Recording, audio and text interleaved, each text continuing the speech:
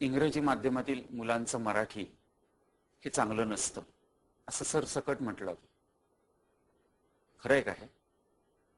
नाही, मला तर असं नाही वाटत. कारण अनेक महाराष्ट्रातील मुलं ही घरी मराठीच बोलतात, शिकतात इंग्लिश मीडियममध्ये, मान्य.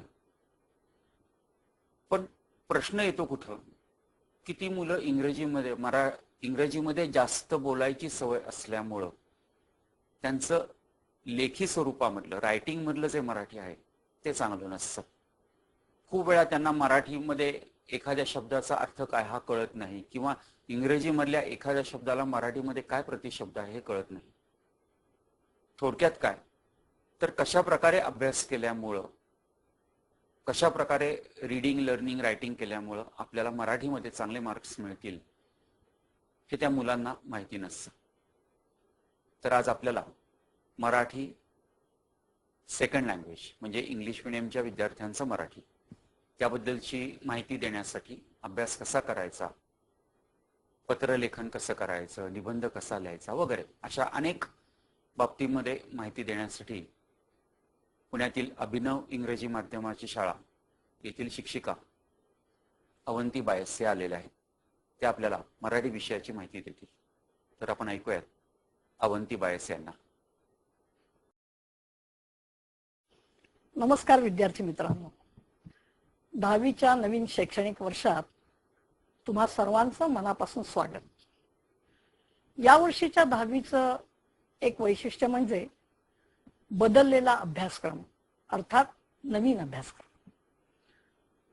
गणित व सायन्स या विषयातले थोडेफार बदल वगळता इतर सर्व विषयांचा अभ्यासक्रम पूर्णपणे बदललेला आहे. मराठी द्वितीय भाषा या विषयाचं पुस्तक सुद्धा नवीन स्वरूपात, अत्यंत देखणे अशा स्वरूपात आपल्या समोर उभं आहे. या पाठ्यपुस्तकाचं मुखपृष्ठच आपलं लक्ष वेधून घेतं. निळ्याभोर आकाशातील पांढरे शुभ्र असे मेघ, हिरवी गार अशी वनश्री आणि त्या पार्श्वभूमीवर पांढरे स्वच्छ स्फटिकासारखे वाहणारं असं खडकावरून पाणी, हे मुखपृष्ठ आपल्याला अत्यंत आवडून जात. तसंच पाठ्यपुस्तकाचं मलपृष्ठ सुद्धा आपण निसर्गाच्या सहवासात आल्याचा आनंद आपणाला देऊन जातो. अशा या पाठ्यपुस्तकामध्ये त्याच्या बहिरंगानुसारच त्याचे अंतरंग सुद्धा अतिशय विलोभनीय असं आहे. यामध्ये एक से बढ़कर एक असे पाठ आणि कविता या पाठ्यपुस्तकामध्ये त्यांचा समावेश आहे. ज्येष्ठ कवयित्री व साहित्यिक श्रीमती शांताबाई शेळके यांच्या संवाद विसंवाद या पाठापासून पाठ्यपुस्तकाला सुरुवात होते आणि त्यानंतर श्री दासू वैद्य यांच्या काय राव पुस्तकराव या नाटिकेपर्यंत या पुस्तकाची वाटचाल होते. एकूण 12 पाठ, एकापेक्षा एक सुंदर असे पाठ, मराठीतील नामवंत साहित्यिक, लेखक, विचारवंत यांच्या पाठांचा समावेश या पुस्तकामध्ये आहे. कविता विभागात सुद्धा संत वाणीपासून सुरुवात होते.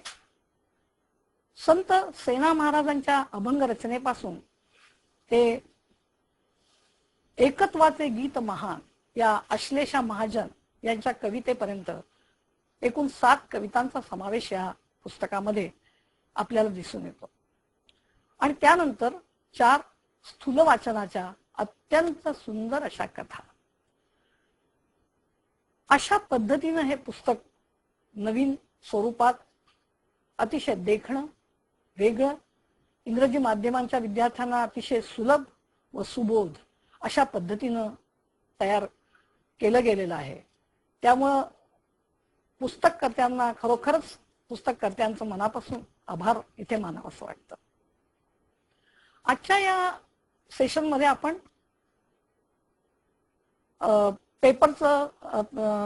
प्रश्नपत्रिकेचा आराखडा, प्रश्नानुसार करण्याची तयारी आणि एकूणच 10वीच्या मराठीच्या पेपरमध्ये जास्तीत जास्त गुणवत्ता कशी प्राप्त व्हावी यासाठी करावयाच्या गोष्टी याविषयी आपण चर्चा करणार आहोत. सुरुवातीला आपण प्रश्नपत्रिकेच्या आराखड्याकडे वळूया.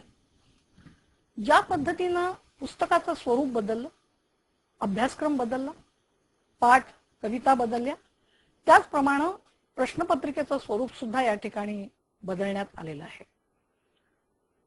आणि ते स्वरूप अशा पद्धतीनं बदललं आहे की जेणेकरून विद्यार्थ्यांना भाषा विषयांमध्ये जास्तीत जास्त गुणप्राप्ती होईल.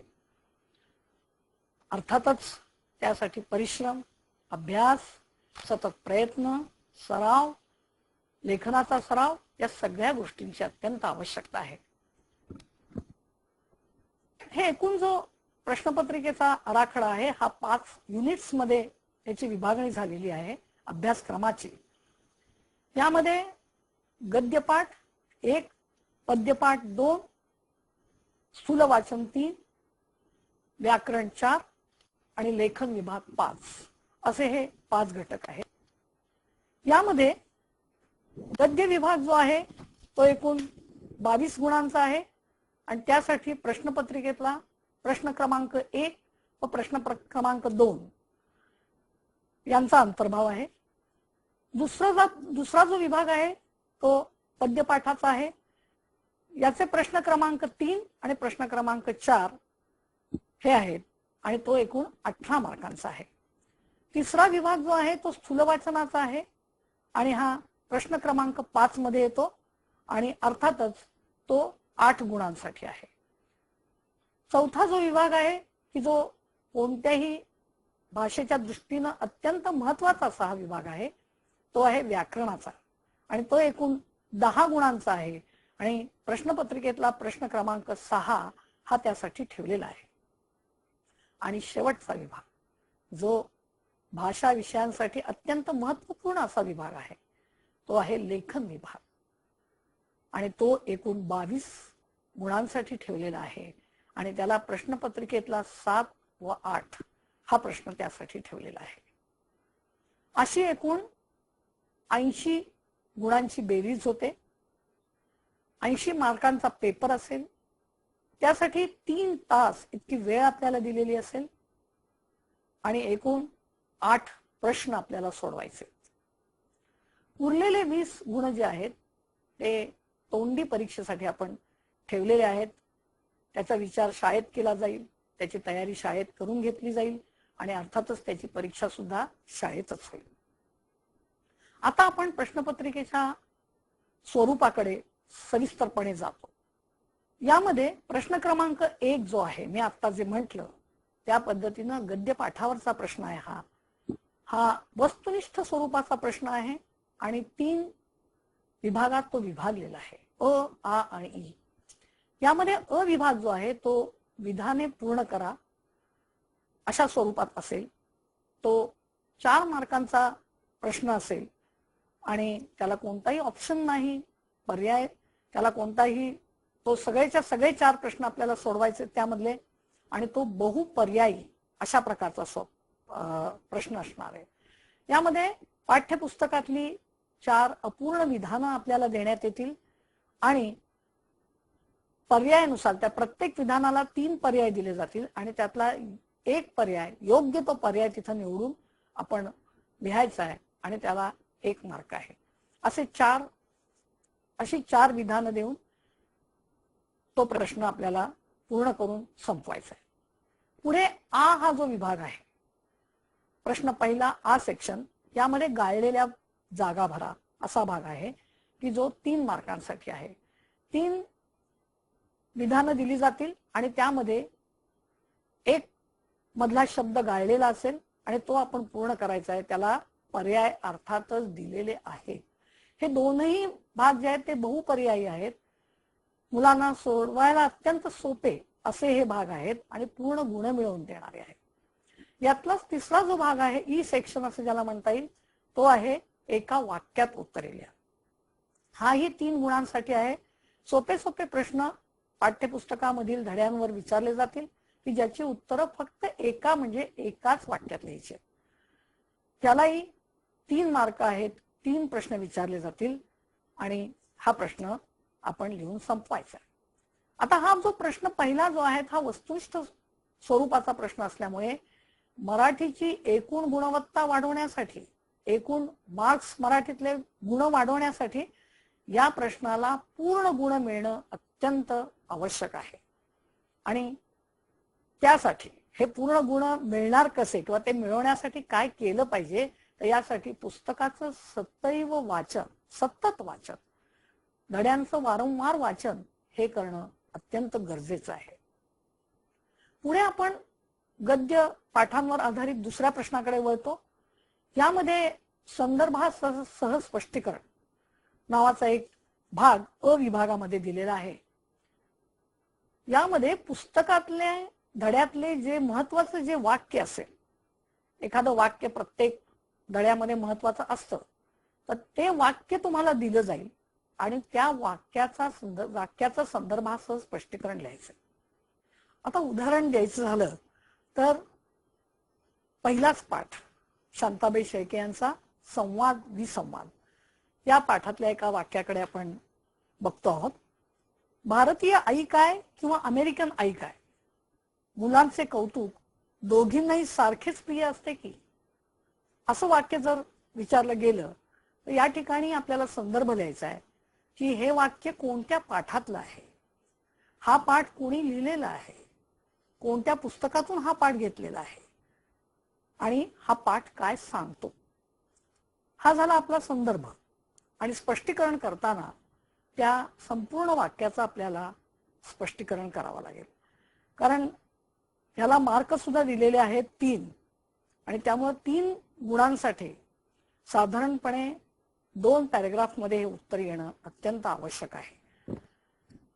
2 वाक्य अशी विचारली जातील, त्यातलं एक वाक्य आपण स्पष्ट करायचंय आणि त्याला गुण आहेत 3. त्यानंतर यातलाच आ विभाग जो आहे तो गद्यपाठातल्या प्रश्नांची सविस्तर उत्तरे लिहा. आता त्यांनी 50 ते 60 शब्दात ही उत्तरं लिहा असं सुचवलेलं आहे, परंतु गुणांचा विचार करता 5 पैकी 3 असे प्रश्न आपल्याला सोडवायचे. एकूण 5 प्रश्न विचारले जातील, त्यातल्या 3 प्रश्नांची उत्तरं आपल्याला लिहायची आणि प्रत्येक प्रश्नाला 3 इतके गुण आहेत. त्यामुळं या प्रश्नाचं उत्तर लिहिताना सुद्धा थोडक्यात लिहून ते चालणार नाही, तर ते एकूण 3 परिच्छेदामध्ये उत्तर येणं आवश्यक आहे. त्यातला पहिला परिच्छेद असेल प्रस्तावनेचा. त्या प्रस्तावनेमध्ये धड्याचं नाव, लेखकाचं नाव आणि कोणत्या पुस्तकातून तो पाठ घेतलेला आहे ते नाव हे येणं आवश्यक आहे. आणि एकूणच पाठ काय सांगतो हेही एका वाक्यात लिहिणं आवश्यक आहे. ही झाली प्रस्तावना, ज्याला आपण इंट्रोडक्शन असं म्हणतो. आणि मग प्रश्नाचं सविस्तर उत्तर आपल्याला 2 परिच्छेदामध्ये लिहायचंय आणि त्याला एकूण 3 मार्क प्रत्येक प्रश्नाला आहेत. असे 9 मार्क 3 प्रश्नांसाठी आहेत. अशा पद्धतीनं पहिला आणि दुसरा प्रश्न हा गद्य पाठांवर आधारित आहे आणि तो या ठिकाणी संपतो. पहिला प्रश्न 10 मार्कांचा आणि दुसरा प्रश्न आहे हा 12 मार्कांचा. 12 आणि 10 22 अशी गद्यपाठांची बेरीज इथे होते. त्यानंतर आपण वळतो तिसऱ्या प्रश्नाकडे. तिसरा प्रश्न जो आहे तो पद्यपाठांवर आधारित असा प्रश्न आहे. यामध्ये अ विभाग जो आहे हा आहे एका वाक्यात उत्तरे लिहा. यामध्ये पद्यपाठावर आधारित म्हणजेच कवितांवरचे 3 प्रश्न विचारले जातील आणि त्याची उत्तरं आपल्याला एकाच वाक्यात लिहायची आहे. इथे कुठलाही पर्याय नाही. 3 पैकी 3 अशी उत्तरं आपल्याला लिहायची आहेत आणि त्याला एकूण 3 गुण आहेत. त्यानंतर त्यातलाच आ विभाग जो आहे तो गाळलेल्या जागा भरा. एखादी काव्यपंक्ती दिलेली असेल आणि मधला एखादा शब्द गाळून ती काव्यपंक्ती असेल आणि तो शब्द आपण त्यामध्ये घालायचा आहे. त्यासाठी पर्याय दिलेले असतील, त्या पर्यायातला योग्य तो शब्द उचलून आपण त्या काव्यपंक्तीत लिहायचा आहे आणि ती पूर्ण करायची आहे. याला सुद्धा 3 गुण आहेत आणि 3 काव्यपंक्ती तिथे दिलेले असते. आता हा प्रश्न सुद्धा जो आहे तो वस्तुनिष्ठ स्वरूपाचा कविता विभागातला आहे आणि त्याची तयारी करताना आपल्याला कवितांचं वारंवार वाचन, नुसतं वाचन नव्हे तर पाठांतर कवितांचं होणं हेही अत्यंत आवश्यक आहे. कारण कविता जर पाठ असल्या तरच आपल्याला गाळलेल्या जागा भरता येतील, त्यातले एका वाक्यातली उत्तरं जी आहेत आपल्याला विचारलेली ती लिहिता येतील, संदर्भासह स्पष्टीकरण करता येईल आणि अर्थातच मोठ्या प्रश्नांची उत्तरं सुद्धा लिहिता येईल. त्यामुळं वारंवार कवितांचं वाचन, पाठांतर हे यासाठी अत्यंत आवश्यक अशी गोष्ट आहे. पुढे आपण जातो प्रश्न क्रमांक 4 कडे. यामधला पुन्हा अ विभाग जो आहे तो संदर्भासह स्पष्टीकरण अशा स्वरूपात मोडतो. यामध्ये कवितेतली एक ओळ, कोणत्याही कवितेतली कोणतीही एक ओळ किंवा 2 ओळी या आपल्या दिल्या जातील आणि त्याचं आपल्याला संदर्भासह स्पष्टीकरण लिहायचंय. हेही लिहिताना प्रथम या ओळी कोणत्या कवितेतल्या आहेत, ही कविता कोणी लिहिलेली आहे, ही कविता आपल्याला काय सांगते, काय शिकवते, हे आपल्याला पहिल्या 2-3 वाक्यात लिहायचंय. याला म्हणायचं संदर्भ. आणि मग ज्या ओळी विचारलेल्या आहेत पेपरमध्ये त्या ओळींचा सरळ अर्थ आपल्याला यामधून घ्यायचा आहे. हे 2 संदर्भासह स्पष्टीकरणासाठी 2 ओळी दिल्या जातील. त्यातल्या एका ओळी समूहांचं आपल्याला स्पष्टीकरण करायचंय आणि त्याला गुण दिलेले आहेत 3. पुढे याच प्रश्नामध्ये आ विभागामध्ये सविस्तर उत्तर पद्य विभाग हा याचा अंतर्भाव आहे. हे 5 पैकी 3 प्रश्न आपल्याला सोडवायचे आणि त्याला सुद्धा एकूण 9 इतके गुण त्यांनी दिलेले आहेत. यामध्ये सुद्धा कविता विभागावर साधारणपणे असे प्रश्न विचारले जाते की ते संपूर्ण कवितेला गवसणी घालणारे असे प्रश्न असतील. तर त्यामुळं कवितेचा आशय नीट लक्षात घेणं, कविता समजावून घेणं, कवी किंवा कवयित्रीला कवितेतून काय म्हणायचंय, काय संदेश द्यायचा आहे हे समजून घेणं हे यासाठी अत्यंत आवश्यक आहे. कारण हा प्रश्न लिहिताना संपूर्ण कवितेचा थोडक्यात परामर्श आपल्याला घ्यायला लागेल आणि त्याला प्रत्येकी 3 असे 9 गुण यासाठी अर्थातच दिलेले आहेत. आपण प्रश्न क्रमांक 5 कडे वळतो. हा प्रश्न आहे स्थूल वाचनावर. स्थूल वाचनाचे जे 4 ज्या कथा दिलेल्या आहेत आपल्याला त्या कथांवर आधारित असा हा प्रश्न आहे. यामध्येही विकल्प आहे. यामध्ये पहिला भाग जो आहे तो स्थूल वाचनावर आधारित जे पाठ आहेत त्यांच्यावर प्रश्न विचारले जातील. 4 पाठ एकूण आहेत, 4 कथा एकूण आहेत, त्यामुळं 4 प्रश्न विचारले जातील. त्यातले कोणतेही 2 आपण सोडवायचे आणि प्रत्येकी 4 असे 8 गुण त्यासाठी ठेवलेले आहेत. एक तर हा भाग आपण सोडवू शकतो किंवा याला पर्याय दिलेला आहे, विकल्प दिलेला आहे की संदर्भासह स्पष्टीकरण करा. यामध्ये सुद्धा पाठातलं एखादं असं लक्षणीय वाक्य आपल्याला दिलं जाईल पेपरमध्ये आणि त्या वाक्याचं स्पष्टीकरण आपल्याला पूर्ण करायचं की ते वाक्य पाठामध्ये का आलेलं आहे, कोणत्या संदर्भात आलेलं आहे, कोणी म्हटलेलं आहे, कशासाठी म्हटलेलं आहे, त्या वाक्याचा एकूण अर्थ काय आहे, लेखकाला त्यातून काय अभिप्रेत करायचंय, या सगळ्या गोष्टी त्यामध्ये येणं आवश्यक आहे. कारण त्याला 8 इतके गुण आहेत, लक्षात घ्या. अशी 2 वाक्य विचारली जातील प्रश्नपत्रिकेमध्ये, 2 वाक्य विचारली जातील आणि त्यातल्या एकाच वाक्याचं संदर्भासह स्पष्टीकरण आपल्याला द्यायचे आणि अर्थात त्याला गुण आहेत 8. आणि त्यामुळं या स्थूल वाचनाच्या कथा जर आपल्याला पूर्णपणे समजल्या असल्या तरच या वाक्याचं आपल्याला स्पष्टीकरण करता येईल. साधारणपणे याचं उत्तर 1 पानाच्या वर एवढं झालं पाहिजे, कारण त्याला 8 गुण आहे. त्याचा विचार करूनच आपल्याला तो प्रश्न सोडवायचा आहे. स्थूल वाचनाच्या प्रश्नांचा विचार झाल्यानंतर आपण पुढे जातो प्रश्न क्रमांक 6 कडे. प्रश्न क्रमांक 6 हा व्याकरणाचा आहे आणि कोणत्याही भाषेचं व्याकरण हे अत्यंत महत्वाचं, त्या भाषेच्या दृष्टीनं, भाषेच्या अभ्यासाच्या दृष्टीनं, भाषा समृद्धीसाठी व्याकरणाचा सांगोपांग अभ्यास करणं हे अत्यंत गरजेचं आहे. तर म्हणून हा 6वा प्रश्न जो आहे तो यासाठी ठेवलेला आहे, त्याला एकूण 10 इतके गुण आहेत आणि तो 4 विभागांमध्ये विभागलेला आहे. त्यातला पहिला विभाग आहे अ. यामध्ये लेखन नियमांनुसार वाक्य लिहा असं म्हटलंय, पण त्याचा अर्थच वाक्य शुद्ध करा. यामध्ये पाठ्यपुस्तकातली 2 वाक्य आपल्याला दिली जातील आणि ती अशुद्ध स्वरूपात दिली जातील. तर ते अशुद्ध स्वरूप काय आहे ते पाहून आपण ती वाक्य शुद्ध स्वरूपात लिहायची. यामध्ये काना, मात्रा, उकार, वेलांटी याच्या काही चुका केलेल्या असतील. सर्वसाधारणपणे प्रत्येक वाक्यात 2 इतक्या चुका असतील आणि त्या चुका आपल्याला दुरुस्त करायच्यात, कारण त्याला एकूण 2 इतके गुण आहेत. 2 पैकी एकच वाक्य शुद्ध करायचंय आणि त्याला 2 गुण आहेत. तर त्यामुळे तो झाला पहिला विभाग. दुसरा विभाग आता नवीन अंतर्भाव, नवीन अभ्यासक्रमानुसार झालेला आहे, तो म्हणजे समास. तर यासाठी 2 समासांचा समावेश आपल्याकडे आपल्या अभ्यासक्रमात केलेला आहे, द्वंद्व समास आणि द्विगु समास. तर सामासिक शब्द दिला जाईल आणि सामासिक शब्दांवर आधारित समास कोणता हे आपल्याला यामध्ये लिहायचं आहे. अर्थातच वर्गामध्ये हा भाग व्यवस्थितपणे शिक्षकांकडून घेतला जाईल, कारण नवीन समावेश व्याकरणातला याचा नवीन समावेश आहे.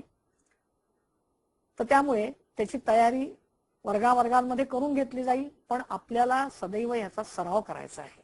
कारण 4 सामासिक शब्द विचारले जातील, 2 आपण लिहायचे आणि अर्थातच त्याला 2 इतके गुण यासाठी ठेवलेले आहेत. पुढे ई विभागाकडे आपण जातो. वाक्य परिवर्तन असा भाग आहे. वाक्यांचे एकूण जे 4 प्रकार आहेत, विधानार्थी वाक्य, उद्गारवाचक वाक्य, प्रश्नार्थी वाक्य, हे जे आहेत यातले त्या प्रकारातलं वाक्य दिलं जाईल तुम्हाला. उदाहरणार्थ एखादं उद्गारवाचक वाक्य दिलं की अबब, केवढी उंच इमारत, असं वाक्य दिलं जाईल आणि कंसात तुम्हाला सांगितलं जाईल की विधानार्थी करा. मग तुम्ही काय म्हणणार? ही इमारत खूप उंच आहे, हे त्याचं विधान झालं आणि ते विधान तुम्ही लिहायचंय. अशा पद्धतीनं वाक्य परिवर्तन हा भाग या ठिकाणी येईल आणि 3 पैकी 2 अशी वाक्य आपल्याला लिहायची. 3 वाक्य विचारली जातील, त्यातल्या 2 वाक्यांचं वाक्य परिवर्तन आपल्याला करायचंय आणि त्याला पण 2 इतके गुण आपण दिलेले आहेत, ठेवलेले आहेत. हा झाला ई सेक्शन. आणि पुन्हा ई विभाग हा जो आहे हा वाक्प्रचारांचा वाक्यात उपयोग. हा सुद्धा अतिशय सोपा असा भाग आहे. पाठ्यपुस्तकातले एकूण 6 वाक्प्रचार आपल्याला दिले जातील, 6 वाक्य दिली जातील. त्यापैकी कोणतेही 4 वाक्प्रचार खाली अर्थासह दिलेल्या वाक्यामध्ये आपल्याला फक्त घालायचे, योग्य त्या रूपासकट त्याला घालायचे. 4 मार्कांचा प्रश्न आहे हा, पूर्ण गुण मिळवून देणारा प्रश्न आहे हा, पण त्याचा सराव, त्याची प्रॅक्टिस होणं हे अतिशय गरजेचं आहे. संपूर्ण व्याकरणाचा हा जो प्रश्न आहे हा संबंध सरावावर अवलंबून आहे. त्यामुळं वाक्य शुद्ध करा याचा सराव करणं, वाक्य परिवर्तन म्हणजे काय हे समजावून घेणं, त्याची प्रॅक्टिस करणं, त्यानंतर वाक्प्रचारांचा वाक्यात उपयोग कशा पद्धतीनं करायचा आहे ते पाहणं आणि समासांचा सराव करणं हे यासाठी अतिशय गरजेचं आहे. कारण हा पूर्ण गुण मिळवून देणारा असा हा प्रश्न आहे. 10 पैकी 10 गुण यामध्ये मिळू शकतात आणि अर्थातच मगाशी सांगितल्याप्रमाणे हे गुण जर मिळाले तर एकूण आपली गुणवत्ता व एकूण मराठीतले गुण वाढवण्यासाठी याचा निश्चितच उपयोग होऊ शकतो. आता पुढचे जे 2 प्रश्न आहेत, प्रश्न क्रमांक 7 आणि प्रश्न क्रमांक 8, हे प्रश्न मी जसं म्हटलं तसं तुमची भाषेची शैली, तुमची भाषाविषयक तयारी, तुमचं भाषेतलं प्रभुत्व हे किती आहे, कसं आहे हे सिद्ध करून देणारे असे हे प्रश्न आहेत. कारण ते लेखन विभागाचे प्रश्न आहेत. ते एकूण 22 मार्कांसाठी प्रश्न दिलेले आहेत. त्यामुळे हे दोनही प्रश्न अत्यंत काळजीपूर्वक, व्यवस्थितपणे आणि पूर्णपणे तयारी करूनच सोडवले गेले पाहिजेत. कारण ते वस्तुनिष्ठ स्वरूपाचे प्रश्न नाहीये. आता यामध्ये प्रश्न क्रमांक 7 हा जो आहे हा गद्य आकलन अशा स्वरूपामध्ये त्यांनी दिलेला आहे. यामध्ये एक परिच्छेद तुम्हाला दिला असेल, साधारण 80 ते 100 शब्दातला एक उतारा, एक परिच्छेद हा पेपरमध्ये दिलेला असेल आणि तो परिच्छेद वाचून तुम्ही त्याच्यावर एकूण 4 प्रश्न तयार करायचे की ज्याची उत्तरं साधारणपणे 1 ते 2 वाक्यात ज्याची उत्तरे येतील. हे प्रश्न तयार करताना अगोदर तो उतारा काळजीपूर्वक वाचणं, प्रश्नांची बांधणी करणं, प्रश्न तयार करणं की ज्या प्रश्नांची उत्तरं त्या उतार्यामध्येच असतील आणि स्पष्टपणे असतील अशा पद्धतीचेच प्रश्न आपल्याला तयार करायचे.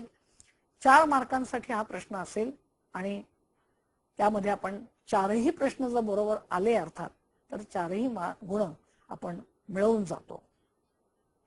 पुढे यातलाच जो दुसरा भाग आहे, आ विभाग असं ज्याला म्हटलं जातं, तो आहे मुद्द्यावरून गोष्ट लिहा. यामध्ये मुद्दे दिले जातील, त्याच्यावर गोष्ट तयार करायचे, त्या गोष्टीला शीर्षक द्यायचे आणि अर्थातच तात्पर्य सुद्धा लिहायचे. गोष्ट तयार करताना नेहमी काही महत्वाच्या गोष्टी लक्षात ठेवणं अतिशय गरजेचं की गोष्टीची सुरुवात ही अत्यंत आकर्षक हवी, आकर्षक सुरुवात हवी. त्यानंतर गोष्टीतील स्थळांना, पात्रांना, ठिकाणांना नावं लिहिणं हे अतिशय गरजेचं आहे. पुढे गोष्ट संपूर्ण भूतकाळात हवी. गोष्टीचे हे अतिशय महत्वाचे निकष आहे आणि साधारणपणे 3 ते 4 परिच्छेदामध्ये गोष्ट येणं आवश्यक आहे. गोष्टीचा समारोप, गोष्टीचा शेवट हा परिणामकारक असणं हेही गरजेचं आहे.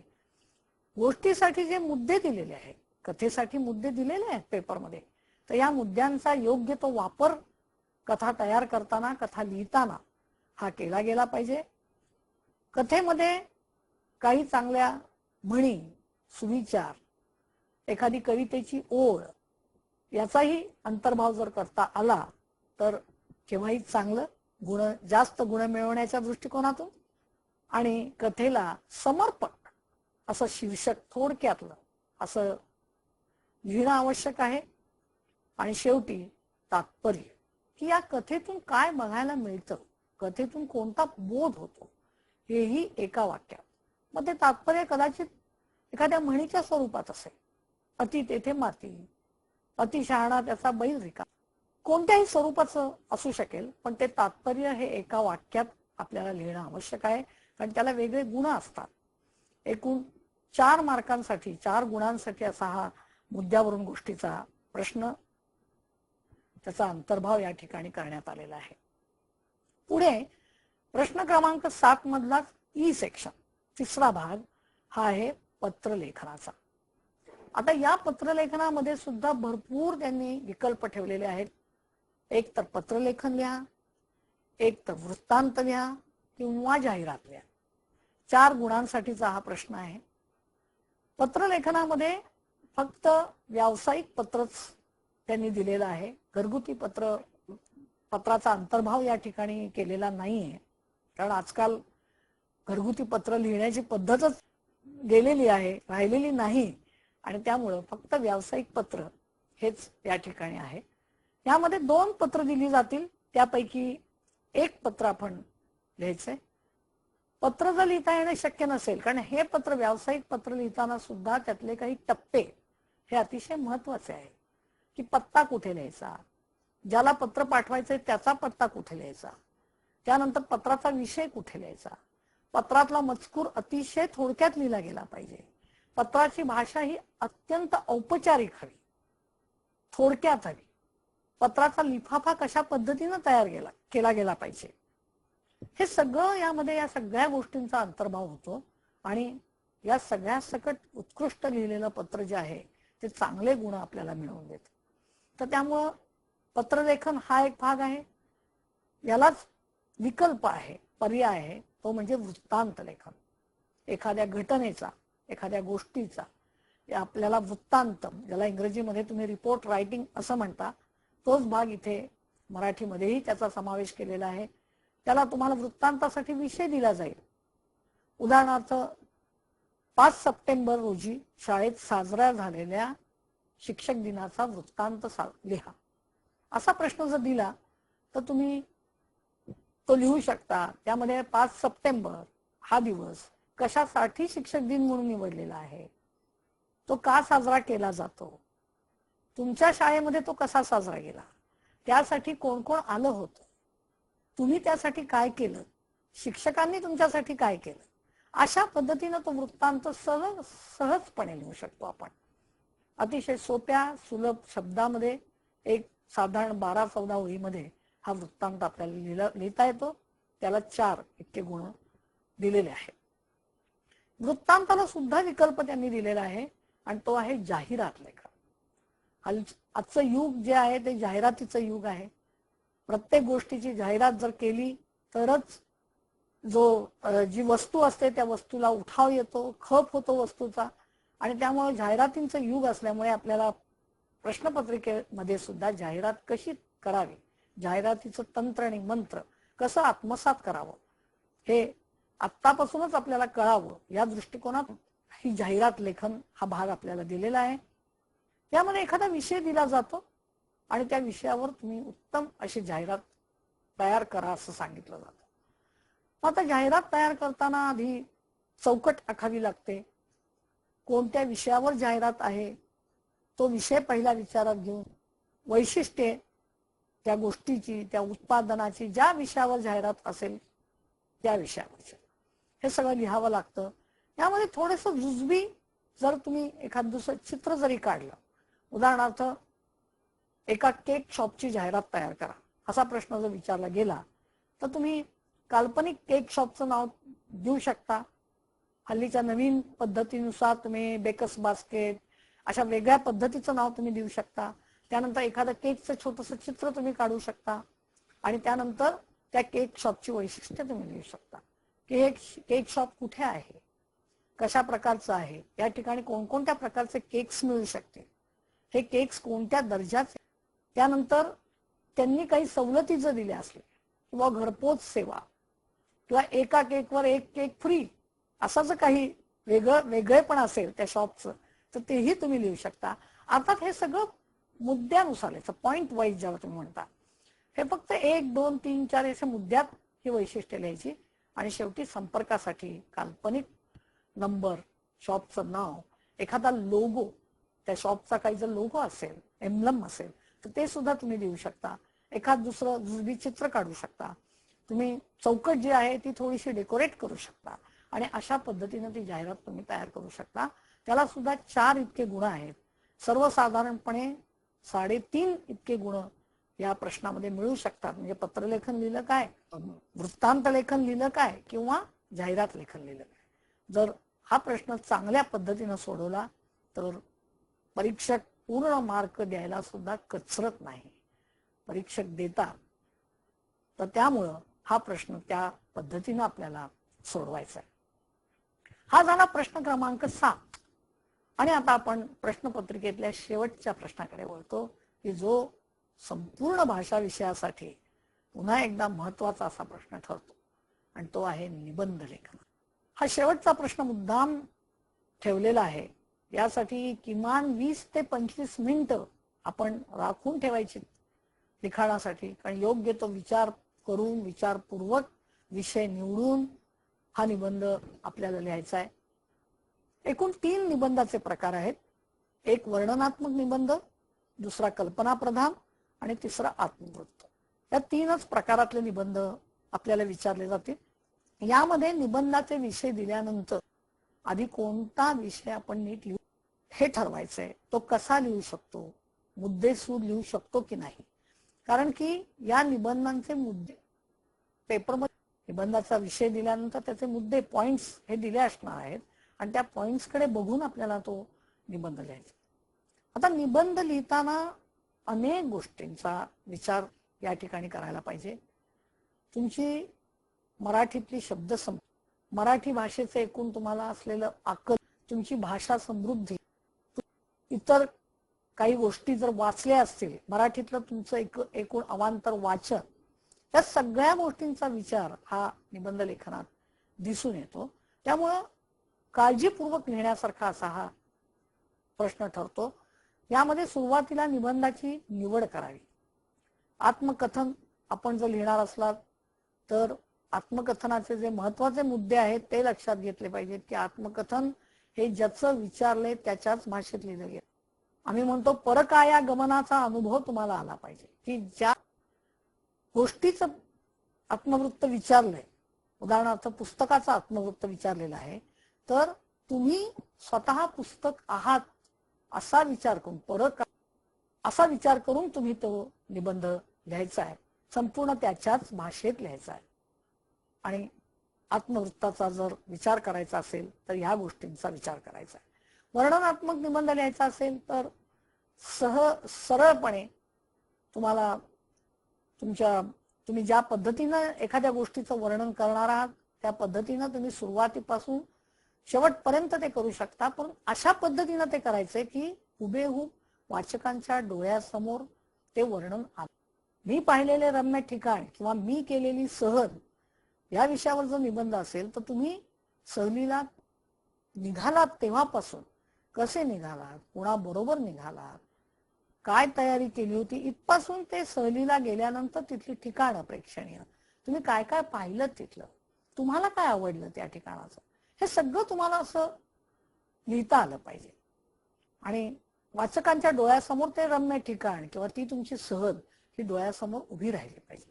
अशा पद्धतीनं तुम्हाला वर्णनात्मक निबंध सुद्धा लिहिता येईल.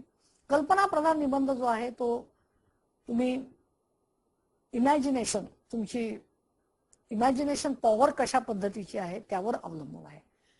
की समजा मी पंतप्रधान झालो तर किंवा मी करोडोपती झालो तर अशा प्रकारचा जर निबंध आला तर तुम्ही तसे झाला तर काय कर यावर आधारित तुम्ही तो निबंध लिहायचा आहे.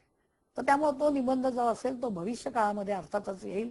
आणि मग कोणकोणत्या गोष्टी कराल, काय काय कराल, तसं घडलं तर तुमच्या बाबतीत हे तुम्ही कल्पनाशक्तीच्या साहाय्यानं तुम्ही अतिशय सुंदरपणे लिहू शकता. निबंध लिहिताना आणखीन एक गोष्ट लक्षात ठेवायची आहे की त्या निबंधाच्या विषयाला अनुरूप अशा काही कवितांच्या ओळी, काही सुविचार, काही चांगली वाक्य, प्रॉवर्ब असं जर तुम्ही लिहू शकलात तर तो निबंधाला जास्त त्या उठावेल. निबंधामधून तुम्ही जणू काही संवाद साधताय, तुम्ही काहीतरी सांगताय असं दिसलं पाहिजे. आणि अर्थातच निबंधाचा शेवट हा परिणामकारक असायला हवा. की तुमचा निबंध वाचून झाल्यानंतर 1 मिनिट परीक्षक विचार करत राहील की खरंच या मुलाने जे विचार मांडलेत ना ते अतिशय चांगले मांडलेले आहेत, विषयाला न्याय दिलाय याने. असा विचार परीक्षकाच्या मनामध्ये तुमचा निबंध वाचल्यानंतर आला पाहिजे. त्यासाठी तुमच्या निबंधाचा शेवट हा परिणामकारक असायला हवा. निबंधाच्या बाबतीत या सर्व गोष्टी सांगायचं कारण असं की एकूण 10 गुण या विषयासाठी ठेवलेले आहेत. 10 मार्कांचा हा प्रश्न आहे आणि त्यामुळे जास्तीत जास्त गुणप्राप्तीसाठी या निबंध लेखनाकडे बारकाईने लक्ष दिलं पाहिजे. लेखन विषयाच्या सर्व विभागाचा सदैव सराव केला. पत्रलेखन, मुद्द्यावरून गोष्ट, निबंध लेखन हे सारखे लिहिते राहिले पाहिजेत. वास्तविक सुट्टीतच याची तुम्ही तयारी करून घेतली पाहिजे की कशा पद्धतीने आपण निबंध लिहितो. विषय निवडण्यापासून आधीच तयारी करून ठेवली पाहिजे आणि या विषयांवरचे 5-5 निबंध लिहून काढले पाहिजे, 5 कथा लिहून काढल्या पाहिजे, पत्राचे विषय समजून घेऊन त्यानुसार पत्रलेखन केलं पाहिजे. कारण मुळातच हा प्रश्नच लेखन विभागाचा आहे. लेखन विभागातच लेखन हा शब्द येतो. म्हणजे लिहिणं, सदैव लिहिणं हे यामध्ये अपेक्षित आहे. आणि त्या पद्धतीनंच तुम्ही हा प्रश्न क्रमांक 7 आणि प्रश्न क्रमांक 8 हा तुम्ही अशा पद्धतीनं संपूर्ण पेपरचा आराखडा, प्रश्नपत्रिकेचा आराखडा आपण पाहिल्यानंतर मराठीच्या अभ्यासाची एकूण तयारी कशी करावी हा प्रश्न खूप मराठी विषयाची तयारी ही वर्षाच्या सुरुवातीपासून सतत सदैव शेवटपर्यंत करणं हे अतिशय गरजेचं. डे 1 पासून ही तयारी व्हायला हवी. त्यामध्ये पाठ्यपुस्तकाचं बारकाईनं वाचन हे फार महत्वाचं. किमान 10 वेळा एक 5 वाचता वाचला गेला पाहिजे. कारण तुम्ही जितकं वाचाल तितकं तुम्हाला तो पाठ तितका समजत जाईल, त्या पाठातले विचार समजत जाईल, लेखकाला काय म्हणायचं हे समजत जाईल आणि तुम्हालाही एकूण पाठाची तयारी करण्याच्या दृष्टीनं ते फार महत्वपूर्ण असतं. हा झाला एक एक त्यानंतर दुसरा भाग जो आहे तो लेखनाचा भाग. मी आता सांगितलं त्याप्रमाणे लिहिण्याची सदैव तयारी पाहिजे. प्रश्नांची उत्तरं लिहिणं, संदर्भाचं स्पष्टीकरणाची वाक्यांचं स्पष्टीकरण लिहिणं, त्यानंतर ऑब्जेक्टिव्ह टाईप प्रश्न जे आहेत, वस्तुनिष्ठ प्रश्न, त्यांची सदैव तयारी करणं, ते लिहून काढणं. नुसतं वाचन नाही तर त्याचं लिहून काढायचे ते शब्द, म्हणजे त्यातल्या चुका तुमच्या टळल्या जातील आणि शुद्ध स्वरूपात लिहिलं जाईल. तर त्यामुळं लिखाण हेही फार महत्वाचं आहे. हे लेखन विभागातले जे प्रश्न आहेत ते मी आता सांगितलं त्याप्रमाणे त्याची सदैव प्रॅक्टिस करणं, त्याचा सदैव सराव करणं, हाही भाग मराठीच्या एकूण अभ्यासाच्या दृष्टीनं अतिशय महत्वाचा आहे.